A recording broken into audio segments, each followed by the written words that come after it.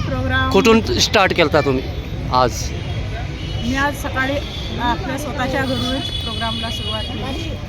सकाळी उठून आपलं घरचे कामं आटोपले आणि बाबासाहेबांना वंदन केलं, पूजा केली, बाबासाहेबांना माल्यार्पण केलं आणि आपल्या ऑफिसला जायला निघाले. ऑफिसला जाऊन मी रात्रीच एक मेसेज टाकला होता आपल्या ग्रुपवर की सर्वांनी ओपडी ब्लॉकमध्ये उभं व्हायचं आहे आणि बाबासाहेबांना श्रद्धांजली अर्पित करायची आहे.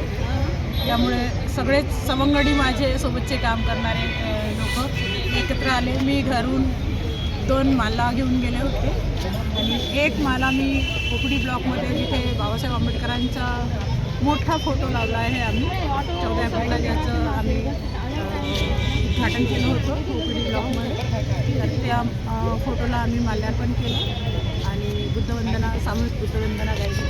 त्यानंतर मी माझ्या ऑफिसमध्ये गेले कारण आज वर्किंग डे आहे आणि आम्ही सगळे म्हणजे लोक हेल्थ डिपार्टमेंटचे लोक आहोत म्हणून आपलं कामही करणं जरुरी आहे. म्हणून मी आपल्या ऑफिसला गेले. मी माझ्या ऑफिसमध्ये बाबासाहेबांच्या फोटोला माला अर्पण केली आणि मी आपल्या रेग्युलर रूटीन कामाला सुरुवात केली. तिथून आज माझा हाफ डे होता.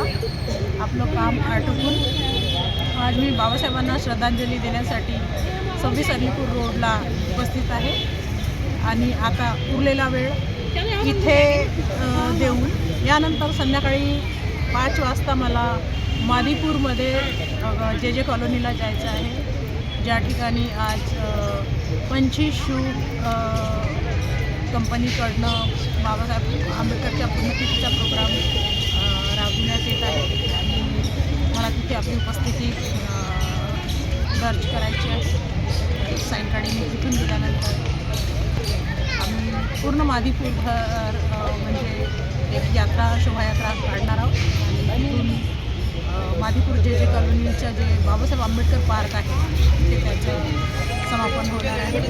हा असा आज आमचा कार्याची सुरुवात झाली आहे. दिवसभर आम्ही या प्रोग्रामला राबवतो. बाबासाहेबची वंदना करून आपल्याला कसं लागलं?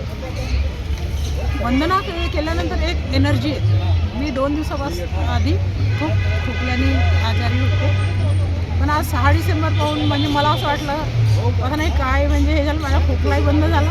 असं हे अंधश्रद्धेवर नाही म्हणताय, पण मला एक पॉझिटिव्ह एनर्जी आली आणि मी आज 2 दिवसानंतर ऑफिसला गेले.